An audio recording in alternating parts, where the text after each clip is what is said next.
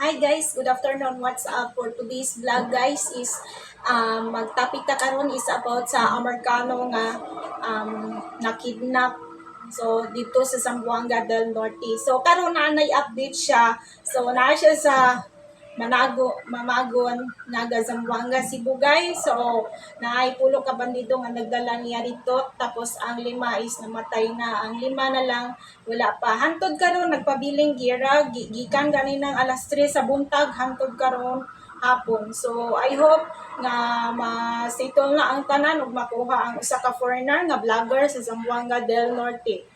Um, Kana lang ang akong i-update guys. So next abang-abang sa akong mga videos so about sa foreigner nga vlogger sa Dipulog, Zamboanga del Norte. Bye-bye! Thanks for watching guys!